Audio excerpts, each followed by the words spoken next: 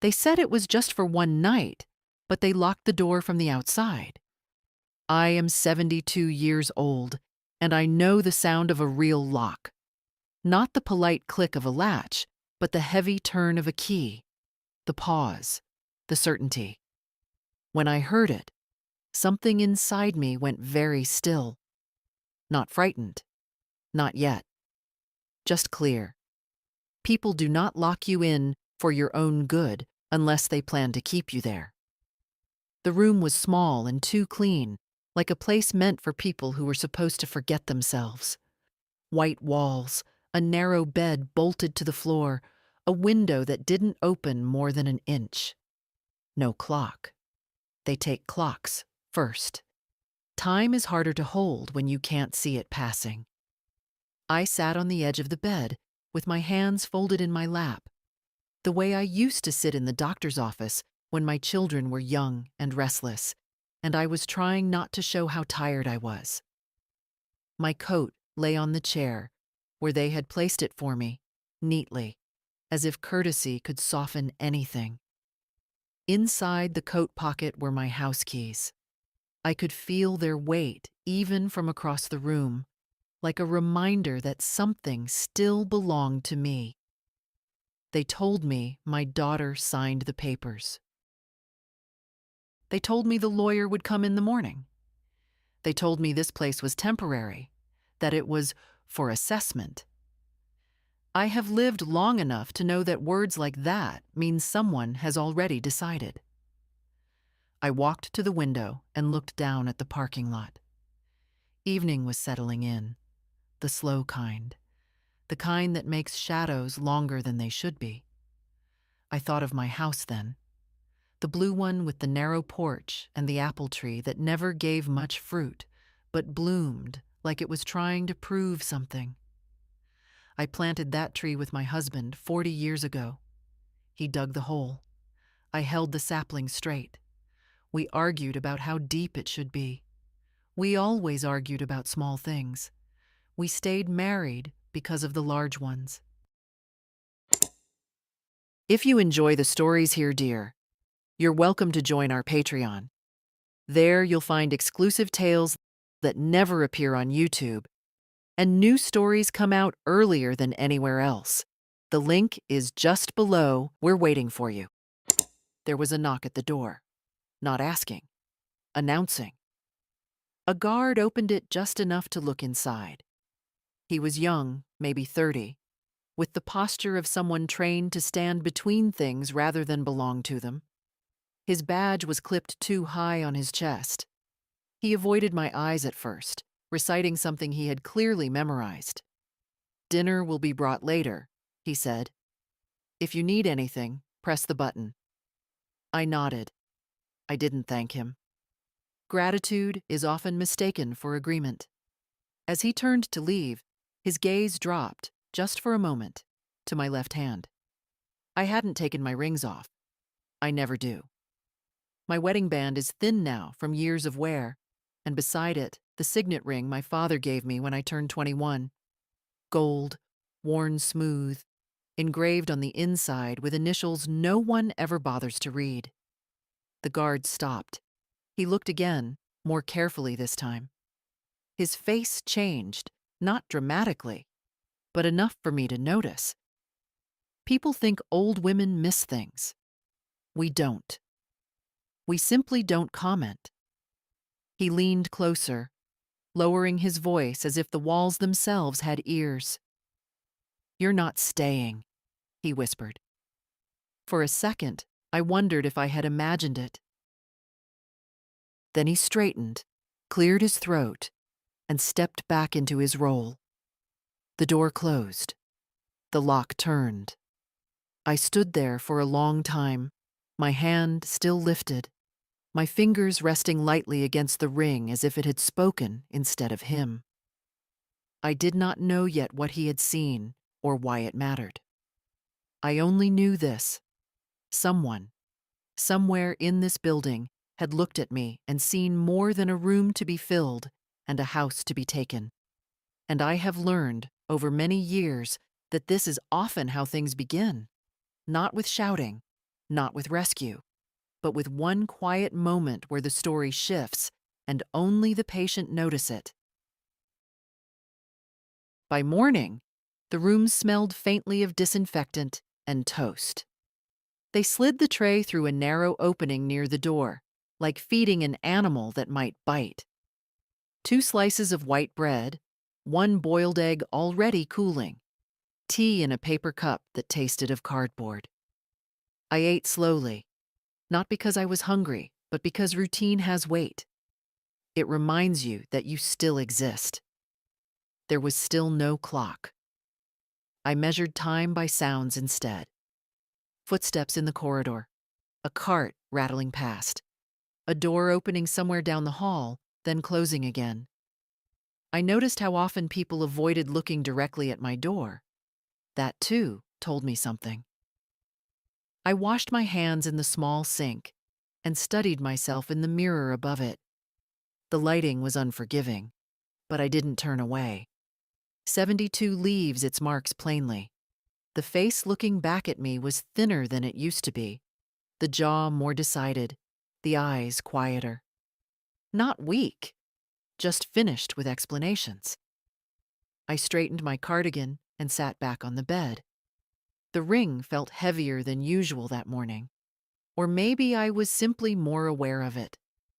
I turned it once, the habit I have when I need to think.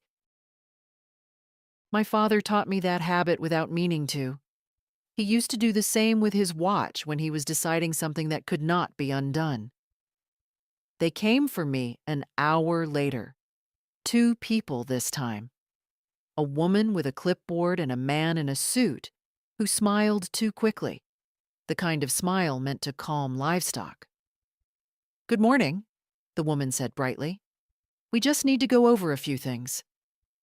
She spoke as if we were partners in this, as if I had chosen the room, the lock, the missing clock. I did not interrupt her. People reveal more when you let them talk. They listed concerns, my age, my living alone, a fall I had last winter that I recovered from without their help. They used the word risk several times, as if repeating it might turn it into truth. The man in the suit placed a folder on the small table. I did not open it. "My house is paid for," I said calmly. "My accounts are in order. I am not confused." The woman smiled again, thinner now. "Of course, this is just a formality." Formalities are where lives get rearranged. When they left, the door locked behind them once more. I stayed seated, hands folded, breathing even. Panic would have been a waste of energy. Anger, too.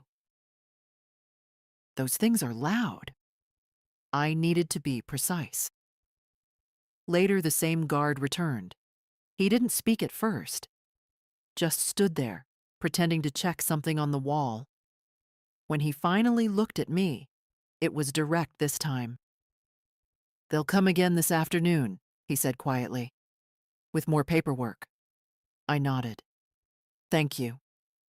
He hesitated, then added almost reluctantly, "Don't sign anything." That was all. He left before I could ask a question. I lay back on the bed and stared at the ceiling. I thought of the apple tree again, of how shallow roots make trees easy to pull out. Mine were not shallow. They had mistaken my silence for softness. Many people do. I closed my eyes, not to rest, but to gather myself. Whatever they planned to do next, I would be awake for it. They returned in the afternoon, just as the guard said they would. This time the lawyer came with them. I recognized the type at once. Gray suit, careful shoes, voice trained to sound reasonable even when it wasn't. He did not introduce himself as my lawyer.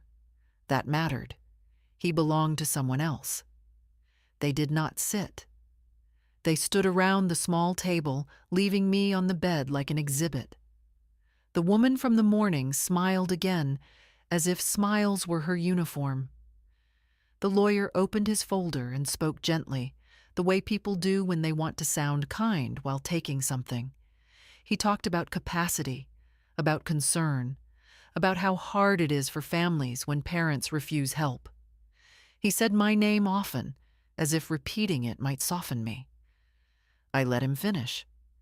When he slid the papers toward me, I did not touch them. "You've already made arrangements," he said. "This just makes it official."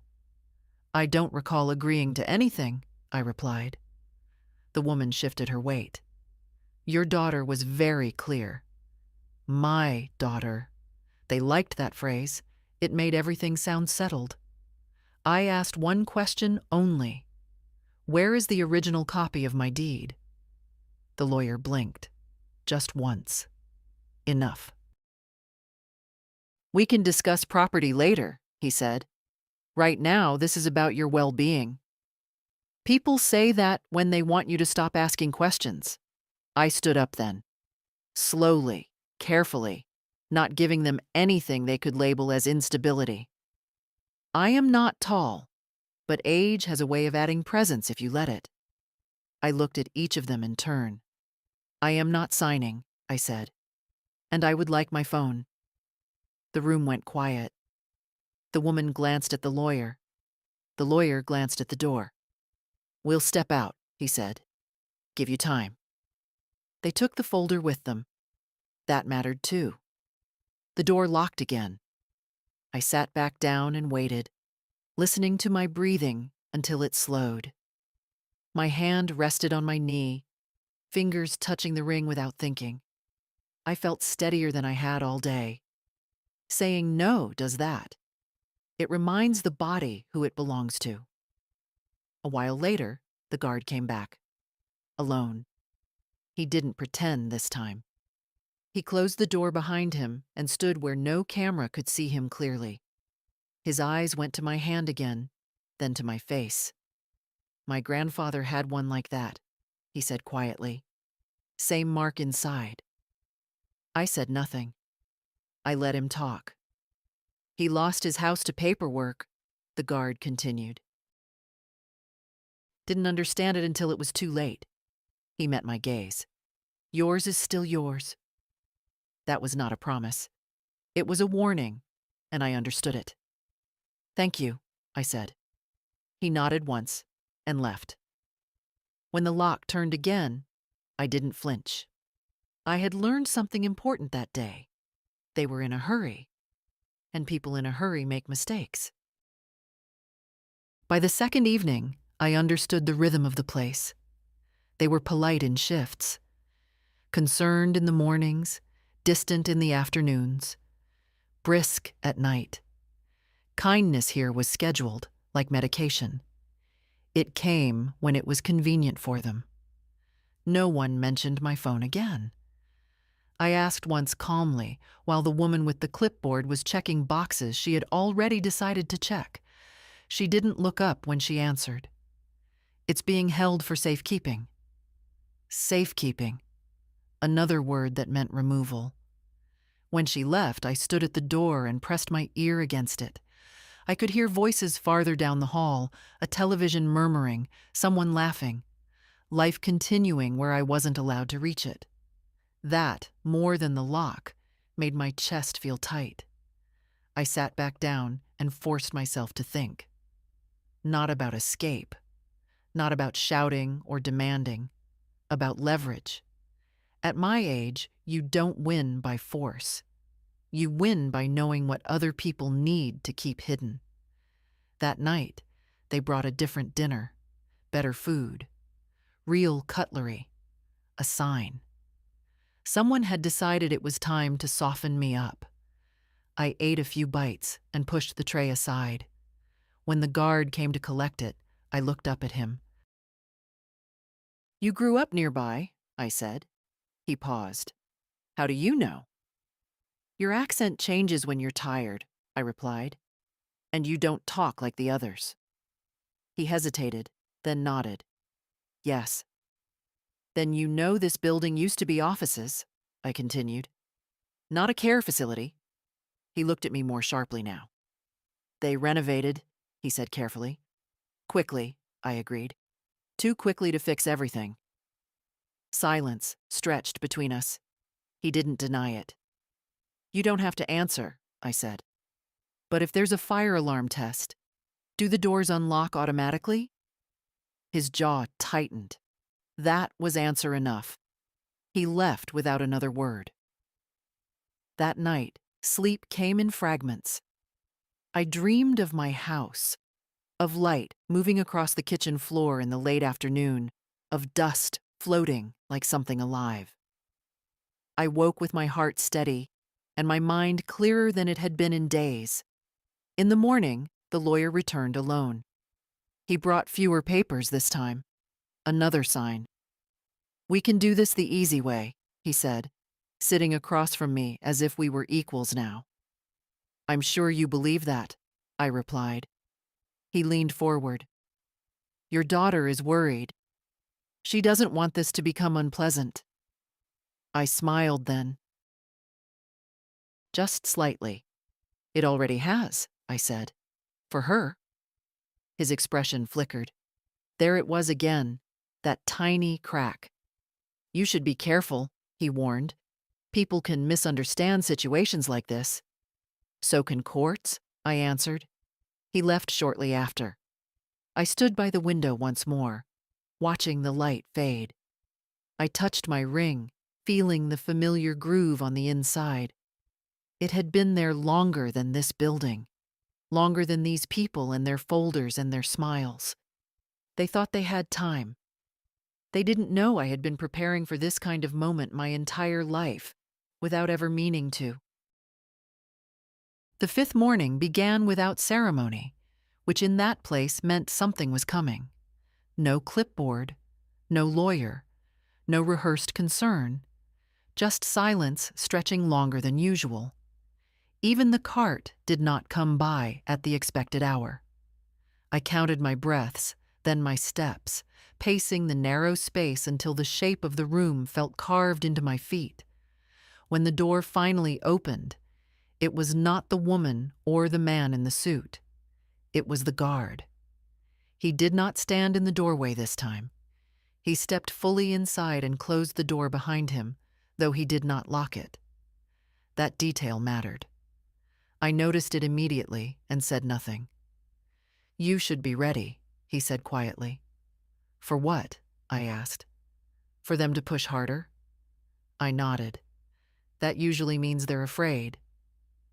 He looked at me for a long moment, as if deciding how much truth I could carry.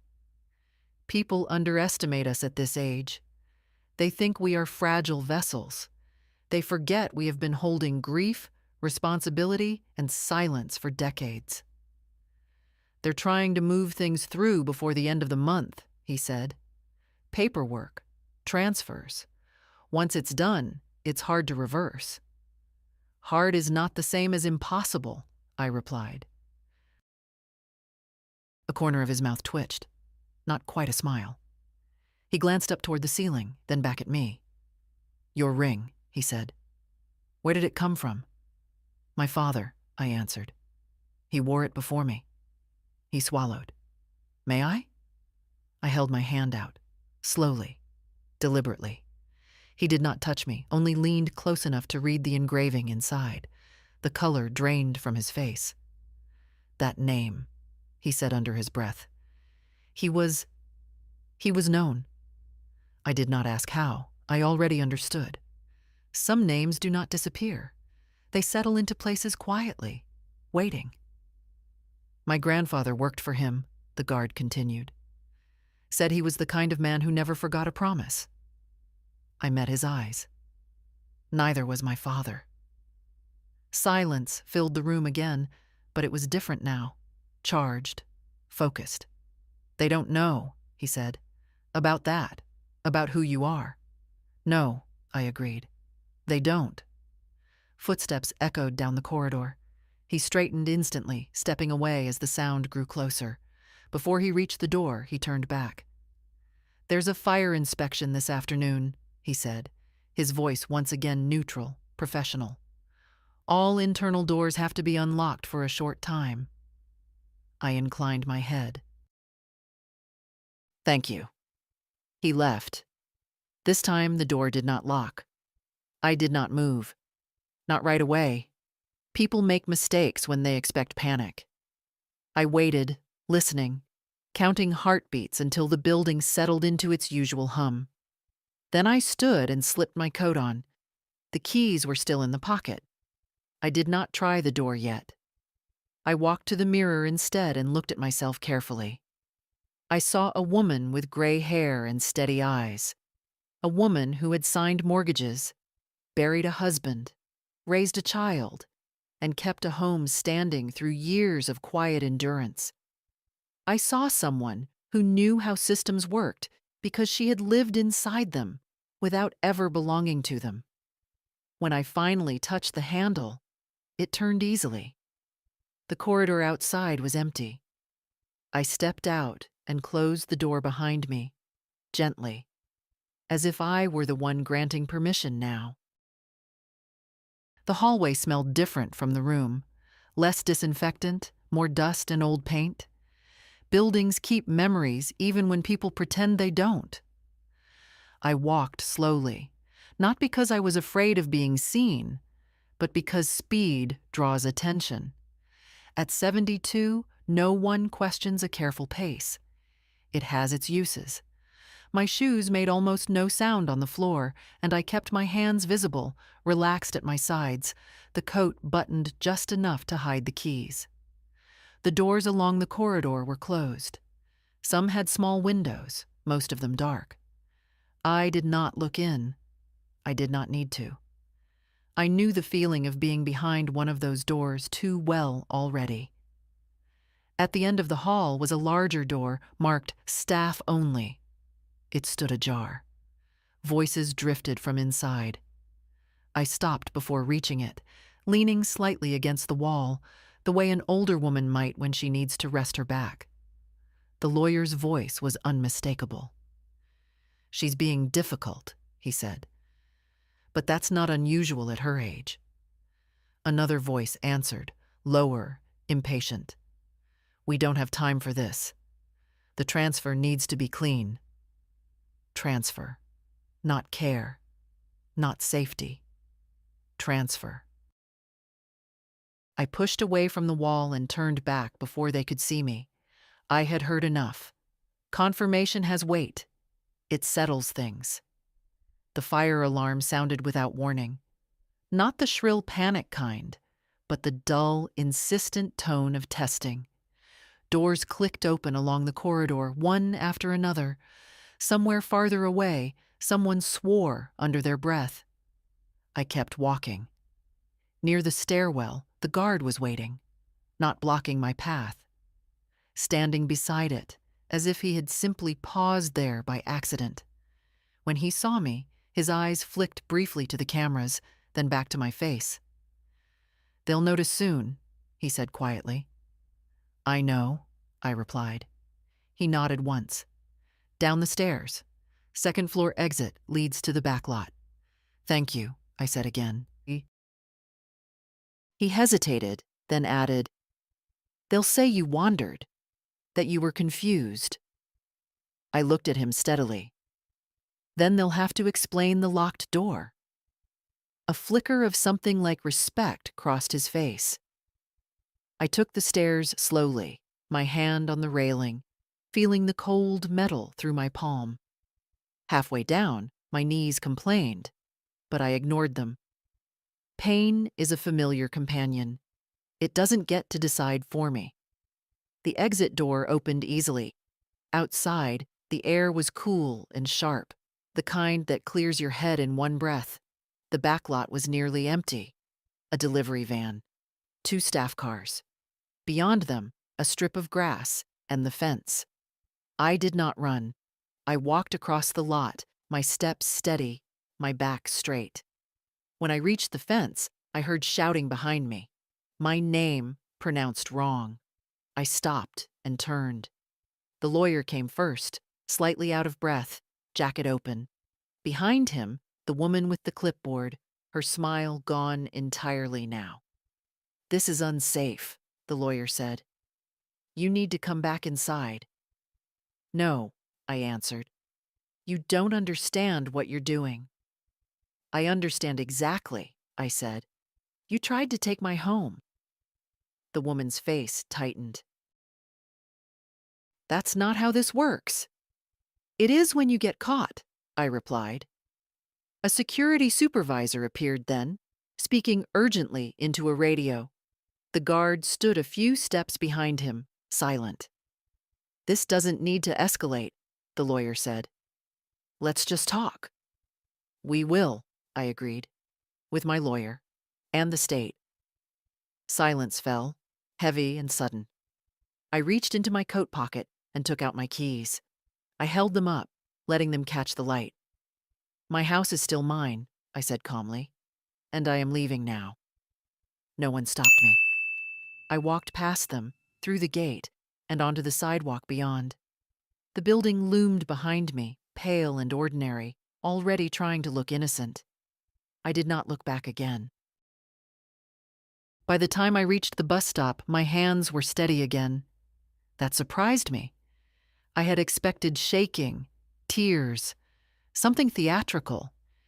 Instead, there was only a clear, quiet certainty, like the moment after you close a door that should have been closed years ago.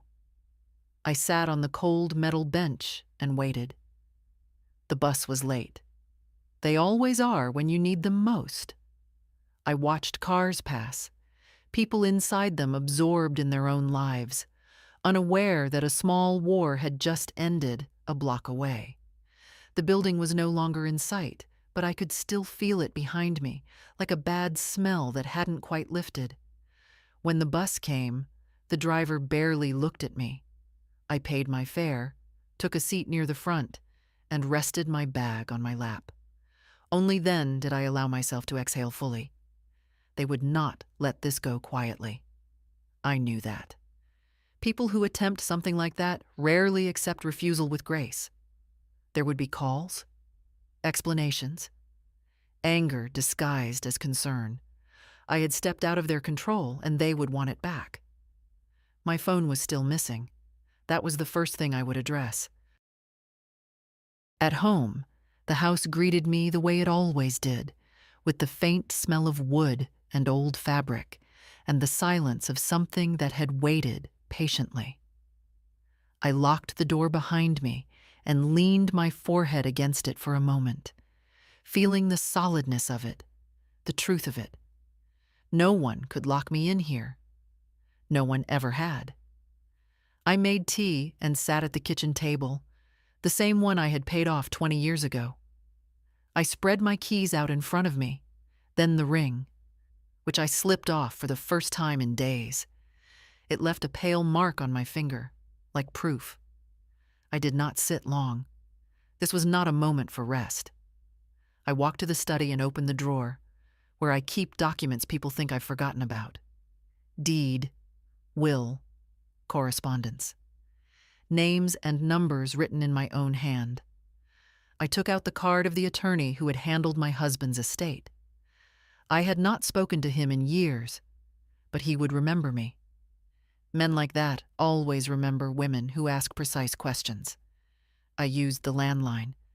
The sound of the dial tone felt almost comforting. He answered on the third ring. By the time I hung up, an hour later, my tea had gone cold, and my plan was already forming. He would file inquiries. He would request records. He would be very interested in why I had been held without consent and deprived of my property. That was when the house phone rang again. I did not answer right away. I watched it ring, felt the old instinct to rush toward it, to smooth things over. That instinct had kept me quiet for too long. On the fourth ring, I picked up. My daughter's voice came through, tight and controlled. She did not ask how I was. "Where are you?" she demanded. "At home," I replied, a sharp intake of breath. "You weren't supposed to leave." That told me everything I needed to know. "I wasn't supposed to be locked in a room either," I said evenly. She began to speak quickly then, words tumbling over one another. Misunderstandings, safety, advice she'd been given, how hard it was for her. I listened without interrupting, the way I used to listen when she was a child explaining why something broken wasn't her fault. When she finished, there was silence. "I have hired a lawyer," I said. "You will hear from him." Her voice hardened. "You're overreacting." "No," I said. "I am reacting appropriately. You don't understand how these things work." "I do," I replied, "and you will not do them again." She said my name then, the old version of it, the one meant to soften me. It did not work. "This conversation is over," I said, and I hung up. I sat there for a long time afterward, looking at the walls, the floor, the small imperfections I knew by heart. I was tired, but it was a clean kind of tired, the kind that comes after standing your ground. Outside, the light shifted, late afternoon sliding toward evening. The apple tree cast its thin shadow across the porch. I put my ring back on. Whatever came next, I would meet it here, on my own terms. The next few days unfolded quietly, which again told me more than noise ever could. No police, no official letters, just calls I did not answer and messages that grew sharper each time. Concern gave way to irritation. Irritation hardened into threat. People reveal themselves when they stop pretending to be kind. On the second morning after I came home, a courier rang my bell. He was polite, young, and nervous, holding out a thick envelope as if it might bite him. I signed for it without comment and closed the door before he could say anything else. Inside were documents meant to frighten me, medical evaluations I had never consented to, statements written in careful language suggesting confusion, vulnerability, need. Someone had been busy while I was locked in that room. I read every page slowly. Then I laughed, once, softly. They had made a mistake. Several of them, in fact. Dates that didn't line up, names misspelled, a reference to a physician who retired 3 years ago. Sloppiness born of haste, the kind people make when they think the other side won't look too closely. I placed the papers in a neat stack and added them to the growing pile on my table. Evidence does not need drama. It only needs patience. That afternoon, my attorney called back. His voice was different now, sharper, engaged. "You were never legally committed," he said, "not even temporarily, and withholding your phone is a problem, a serious one." I closed my eyes, just for a moment. "They said my daughter approved it," I replied. "She cannot do that," he said flatly. "Not without a court order, not without evaluation, and certainly not in that manner." We spoke for nearly an hour. He asked questions. I answered them carefully, sticking to facts. Emotion muddies things. Facts are clean. When we finished, he said, "Do not meet with them alone. If they come to the house, do not open the door." "They will?" I said. "Yes," he agreed. "They usually do." That evening, I cooked a proper meal for the first time in days. Nothing fancy. Soup, bread. I ate at my own pace, listening to the house settle around me. A familiar creak in the floorboard near the sink. The soft tick of the old clock in the hallway. Time restored. After dinner, I sat by the window and watched the street. Neighbors passed. A dog barked somewhere. Life continued, indifferent to schemes and signatures. I thought about my daughter then, not with anger, with clarity. I remembered the first time she lied to me as a teenager, standing in this very kitchen, insisting she had been somewhere she hadn't. I had known then, too. I had simply chosen peace over confrontation. That choice had come due. 2 days later, A car I did not recognize parked across the street. It stayed there longer than necessary. When the woman inside finally got out, she wore a blazer and carried a folder. Always the folders. She rang the bell once, then again. I did not move. From my chair, I watched her through the lace curtain as she checked her phone, sighed, and scribbled something on a pad. After a while, she returned to her car and left. I smiled, just slightly. They were still operating under the assumption that I would fold. That age equals compliance. That time would wear me down. They did not understand something fundamental. I have lived long enough to know that dignity, once reclaimed, is not negotiable. And I had no intention of surrendering it again. On the 5th day, the guard came to my house, not in uniform. That, more than anything else, made me open the door. He stood on the porch with his hands visible, empty, as if he knew exactly what gestures mattered to someone like me.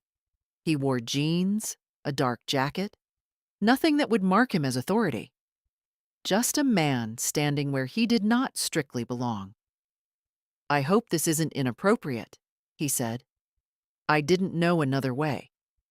"You found one," I replied, stepping aside. "Come in." He hesitated for half a second, then entered, looking around with the quiet attention of someone who understands rooms. He noticed the apple tree through the window, the framed photo of my husband near the hallway, the way the furniture was placed not for style, but for living. "They sent me," he said carefully.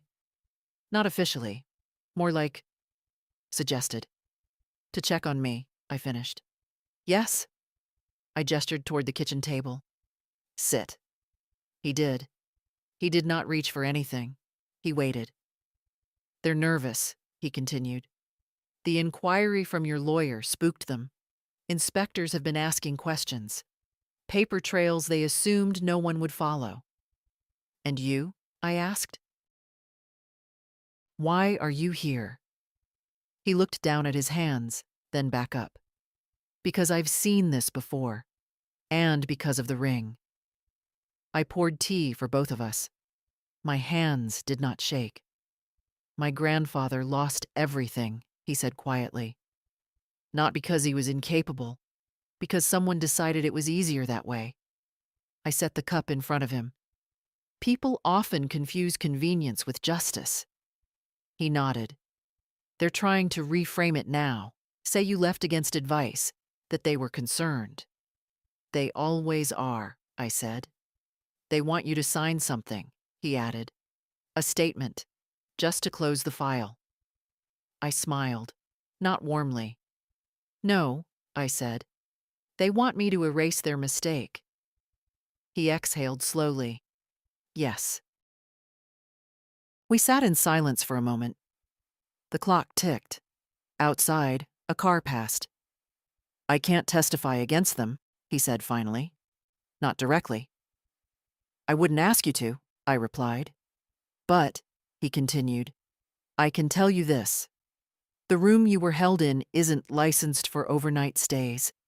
It's designated for short assessments only. No locks, no isolation." I looked at him steadily. "That's important." "Yes," he said. "It is."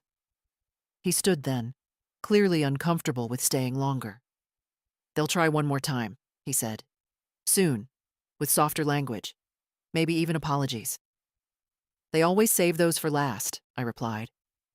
At the door he paused. "I meant what I said," he added. "You weren't meant to stay." "I know," I said. After he left, I locked the door and leaned against it for a moment, feeling the quiet settle again. I did not feel triumphant. I felt resolved. That afternoon, my daughter called once more.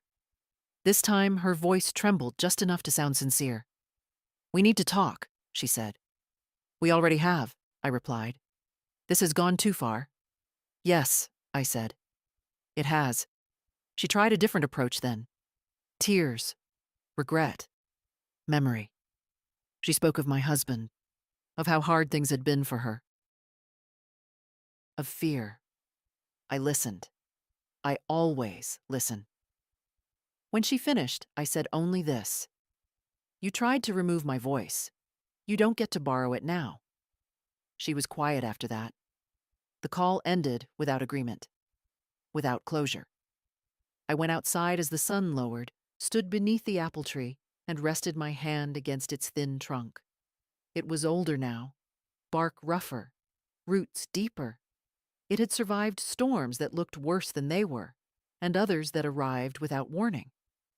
So had I. Whatever they planned next, I knew this much for certain: they were no longer in control of the story. They came the next morning, just as the guard predicted. Not together this time. That too was deliberate. First my daughter, alone, parked crookedly at the curb as if she had rushed. Then, an hour later, the lawyer would arrive, carrying authority like a shield. Divide, soften, then finish. I recognized the pattern. I had used it myself once, long ago, negotiating contracts when my husband was still alive. I opened the door to my daughter but did not invite her in. She stood there with her coat half-buttoned, hair pulled back too tightly, eyes red but alert. Not grief. Calculation. She looked past me into the house, as if checking what still belonged to me. "Can we talk?" she asked. "We are talking," I said. She swallowed. "Not like this." "This is how you chose," I replied. She stepped inside anyway, brushing past me with the confidence of someone who believed she still had rights here. I did not stop her. Stopping her would have been emotional. I needed her comfortable. She sat at the table and folded her hands. "You scared me," she said softly. "You could have gotten hurt." "I did get hurt," I answered. "You arranged it." Her eyes flashed. "That's not fair." "Fairness has nothing to do with it," I said. "Intent does." She leaned forward. "I was trying to protect you. You don't see how vulnerable you've become." I poured myself coffee and sat across from her. "You locked me in a room." She flinched, just slightly. "That wasn't my idea." "But you signed," I said. Silence stretched. Then she tried again, her voice gentler now. "The house is a burden, you know that. Maintenance, taxes. It's too much for you alone." "I've managed it for 20 years," I replied, "including the years I managed you." She stood abruptly. Anger, now. "Why are you doing this? Making things difficult?" I looked up at her. "Because you tried to make me disappear." Her mouth opened, then closed. For the first time, she had no prepared response. The doorbell rang. Perfect timing. The lawyer entered moments later, nodding to me as if we were old acquaintances. He placed his folder on the table without asking. "We'd like to resolve this amicably," he said. "Leave," I replied. My daughter stared at me. The lawyer hesitated. "Mrs. "I said leave," I repeated. "Both of you. My attorney will contact you." He cleared his throat. "That won't be necessary if you're willing to reconsider." I slid a document across the table. Just one page. He stopped talking. It was the inspection notice, the preliminary findings, the designation of the room, the absence of consent, the potential violations highlighted in neat yellow. My daughter's face drained of color. "You knew?" she whispered. "I paid attention," I said. The lawyer closed his folder slowly. "We'll be in touch," he said, his voice tighter now. "No," I replied. "You won't." They left without another word. After the door closed, I sat alone at the table, listening to the house breathe. My hands trembled then, finally, not from fear, from release. I stood and went to the study, opening the drawer once more.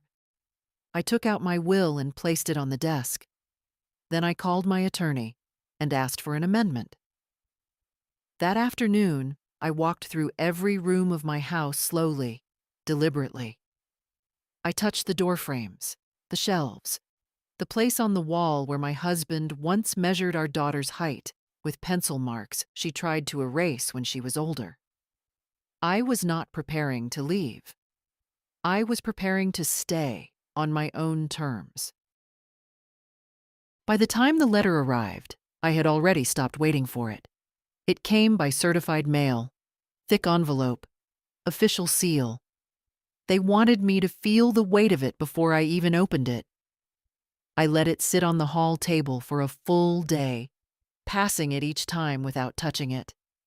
Power loses some of its shine when you refuse to rush. When I finally opened it, the language was careful, almost apologetic. An administrative misunderstanding, a temporary lapse in procedure, no admission of intent, no acknowledgement of harm, just an invitation to resolve matters privately, quietly, with dignity. Dignity, offered only after they failed to take it. They proposed a meeting, neutral location, mediator present. My daughter named specifically, as if her presence were a concession. I folded the letter and placed it with the others. That afternoon, my attorney came to the house. He walked through the rooms slowly, not because he needed to, but because he understood what it meant. Men like him know that homes tell stories. Documents never can. He paused at the kitchen doorway, looking at the old table, the worn chair where my husband used to sit. They were confident, he said finally. Too confident. They always are, I replied, until someone says no. He laid out his findings without drama. Violations, conflicts of interest, false statements made in anticipation of compliance. Nothing explosive on its own, but together they formed a pattern. Courts notice patterns. They're trying to contain it now, he said, before it becomes public. And my daughter? I asked. He hesitated. She signed more than she claims. I nodded. That hurt less than I expected. By the time truth arrives, grief is often already done. That evening I called my granddaughter. She answered on the first ring, breathless, as if she'd been waiting. "Grandma," she said, "I tried to tell them." "I know," I said gently. "You don't have to carry this."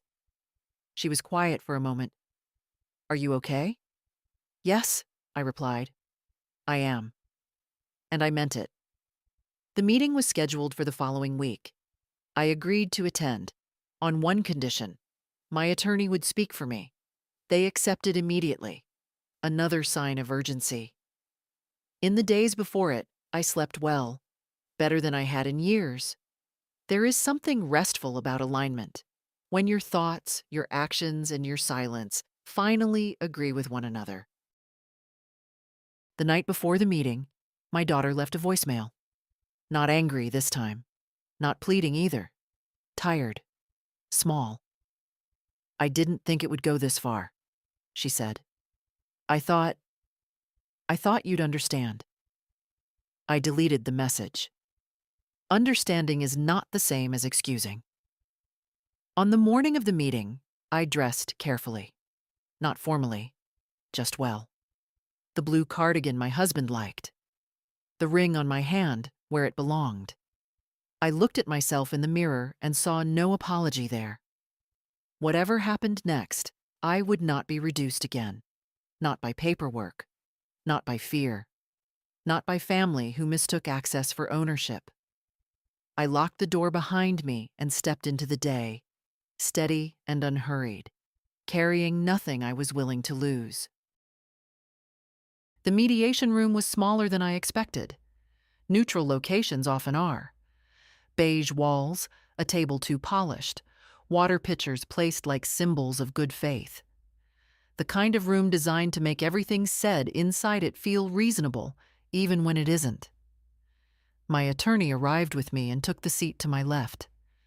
Across the table sat the mediator, a woman with calm eyes and practiced neutrality. My daughter came in last, followed by the lawyer I already knew too well. He avoided my gaze this time. No one offered apologies at first. They never do. Apologies come only after leverage is gone. The mediator began with her script. Purpose, process, mutual respect. I listened politely, hands folded, ring catching the light when I moved. I had learned long ago that silence unsettles people more than protest. My attorney spoke first. He did not raise his voice. He did not accuse. He simply laid out facts, one after another, each placed carefully, like stones in a line. Unlawful confinement, lack of consent, withholding of personal property, misrepresentation of medical status, conflict of interest between family members and legal counsel. The mediator's pen slowed. The lawyer across from us stopped taking notes. When my attorney finished, the room was very quiet. "That's a serious interpretation," the other lawyer said at last. "It's not an interpretation," my attorney replied. "It's documented." The mediator looked at me then. "Mrs. Hale," she said gently, using my married name with care. "Is there anything you'd like to add?" I lifted my eyes to hers. "Only that I was locked in a room," I said, "and that my daughter signed the papers." My daughter inhaled sharply. "I didn't know they'd locked the door," she said quickly. "I was told it was temporary, just for evaluation." "You were told," I repeated, "and you didn't ask." She looked at the table. "I was scared." "So was I said quietly. "But only one of us lost their freedom." The mediator shifted in her seat. This was no longer abstract. The other lawyer cleared his throat.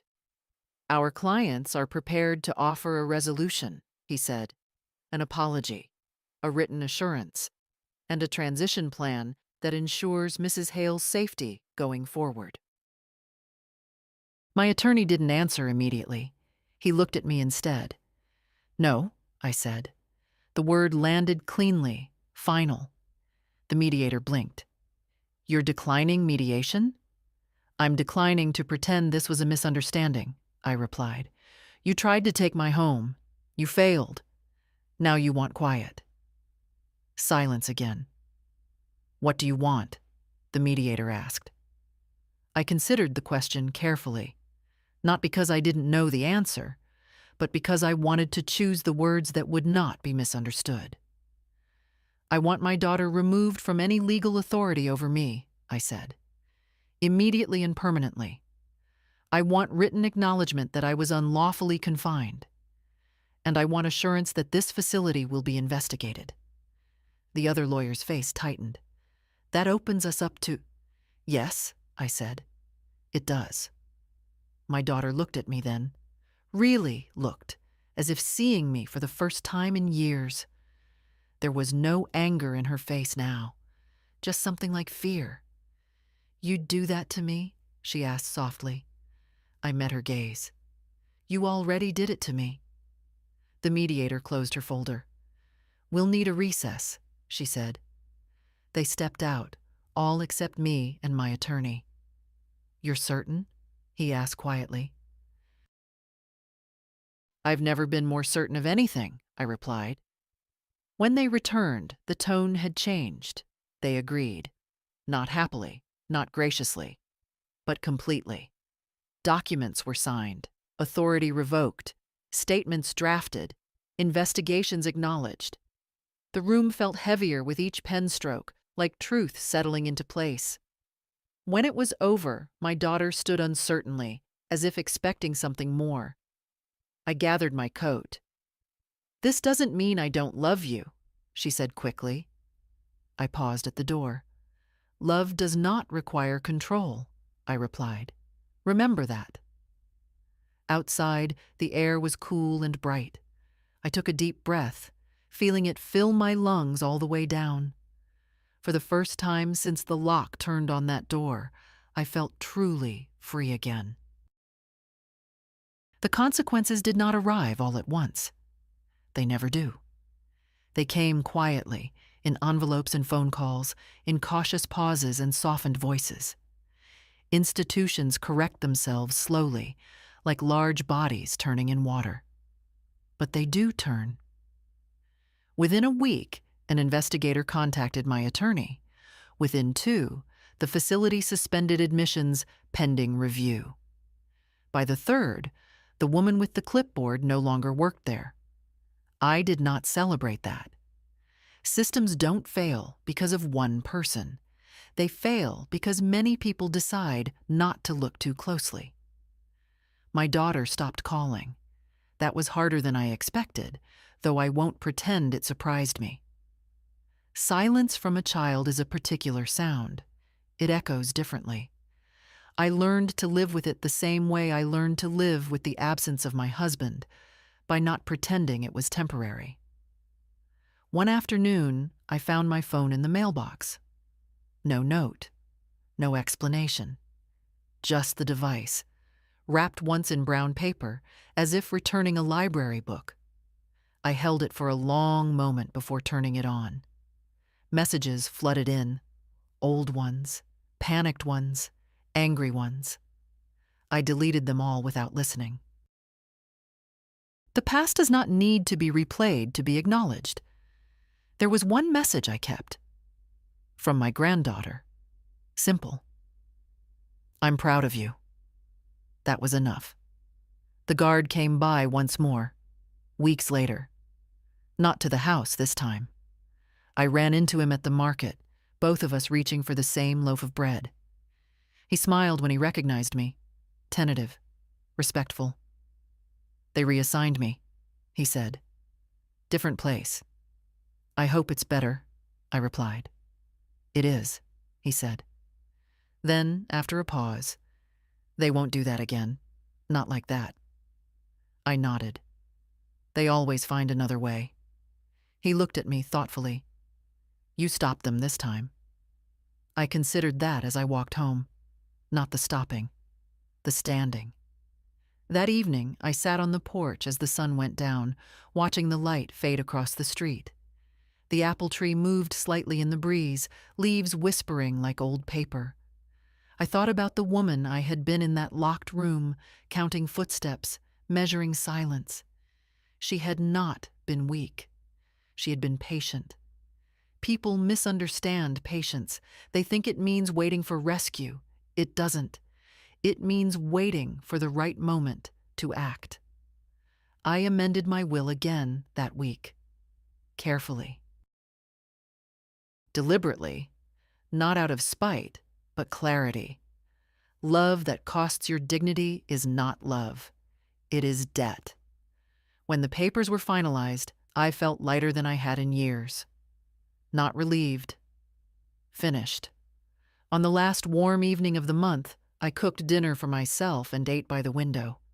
No ceremony, just nourishment. Afterward, I washed the dishes and stood looking at my reflection in the glass. An older woman. Lines where laughter and sorrow had both passed through. Someone who had learned, late but thoroughly, the value of her own voice. They locked me in a room to take my home. They failed. Not because I was loud, not because I fought, but because I remembered who I was before anyone tried to tell me otherwise. The house felt different after that, though nothing in it had changed. Same walls, same floorboards that complained in winter, same kitchen drawer that stuck unless you lifted it just right. But the air moved more freely, as if something tight had been loosened and never pulled back again. I stopped jumping at the phone. I stopped listening for footsteps that weren't there. My sleep settled into a deeper rhythm, the kind that belongs to people who are no longer bracing for impact. One morning, I drove to the edge of town without a particular reason. I hadn't been there in years. The road narrowed, the houses thinned, and the river appeared the way it always had, unimpressed by human arrangements. I parked and sat in the car for a while, hands resting on the steering wheel, thinking about how many decisions in my life had been made quietly, without witnesses. Strength is often like that. It doesn't announce itself. At the riverbank, I walked slowly, careful with my knees, letting the sound of water replace the constant measuring I'd been doing for so long. No calculations. No anticipation. Just movement forward and the knowledge that I could stop whenever I wanted. I thought about my daughter again, but differently this time. Not as someone who had wronged me, but as someone who had chosen a shortcut and paid for it. We all do, eventually. Some costs arrive sooner than others. I did not feel the urge to forgive. Forgiveness is not a requirement for peace. Understanding is enough, and even that has limits. Back home, I opened the windows and let the afternoon in. Dust lifted and settled.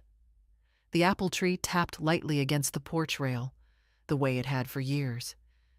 I realized then that I had been living as if the house might be taken from me at any moment, even before anyone tried. Shrinking, just a little. Preparing, just in case. I stopped doing that. I fixed small things I'd been putting off. Tightened a loose hinge. Replaced a bulb. Called a roofer and scheduled an inspection without explaining myself to anyone. Each task was ordinary. Together, they felt like a declaration. My granddaughter visited on a Sunday, bringing bread she had baked herself. We sat at the table and talked about nothing important. School, weather, a book she was reading. She did not ask questions. She did not need to. Her presence said what words could not. Before she left, she hugged me longer than usual. "You're different," she said. "So are you," I replied. That night, I took out the ring and cleaned it carefully, tracing the worn engraving with my thumb. It had passed through more hands than I ever would. It had survived wars, loss, patience, and men who believed ownership could be transferred quietly. I slipped it back on. The world did not change after that. It rarely does. But my place in it did. I no longer felt like something that needed managing, explaining, or correcting. I was simply a woman in her 70s, standing in her own kitchen, in her own house, with her own name intact. And that was enough. I did not wake up that morning thinking about victory. At my age, you learn that victories announced too loudly rarely last. What lasts is something quieter. The return of balance. The feeling that nothing is pressing on your chest when you open your eyes. I made coffee and stood at the sink, watching steam rise, listening to the house do what it has always done. The refrigerator hummed. The clock marked time without urgency. No one was coming. No one was waiting for me to fail. That was the real ending. Not the meeting. Not the signatures. Not even the investigation. The ending was this ordinary morning, where my life belonged to me again without explanation. People think stories like mine end with apologies, with reconciliations, with someone knocking on the door, finally understanding. Sometimes they do. Most of the time, they don't. My daughter never came back.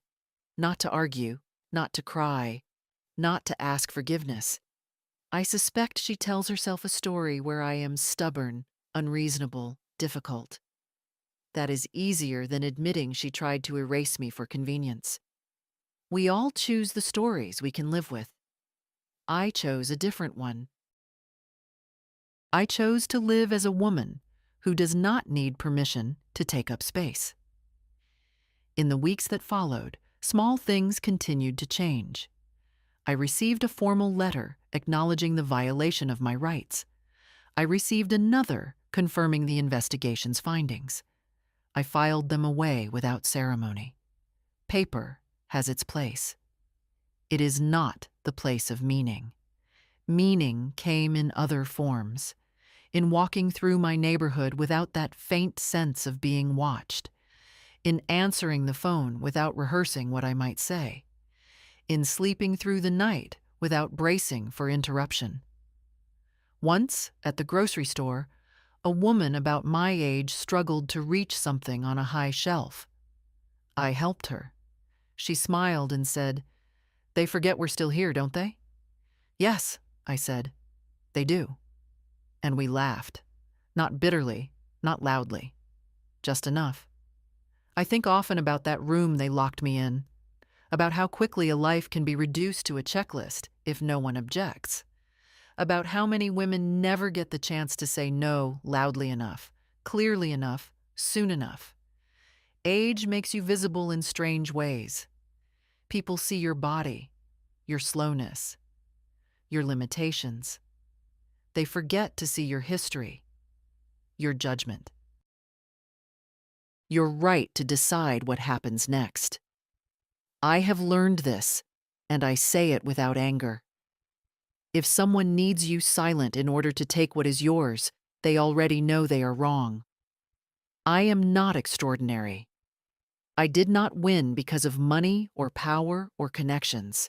I won because I paid attention, because I did not rush, because I remembered that dignity is not granted by family or institutions. It is claimed. If you are reading this and something in it feels familiar, if you have been spoken over, managed, dismissed, or quietly pushed aside, know this. It is not too late to draw a line. It is not selfish to protect what you built. And you are not difficult for refusing to disappear politely. If this story stayed with you, if it stirred something you haven't named yet, don't ignore that feeling. Share it. Speak about it. Let it remind other women that silence is not the same as peace, and that even late in life, your voice still carries weight.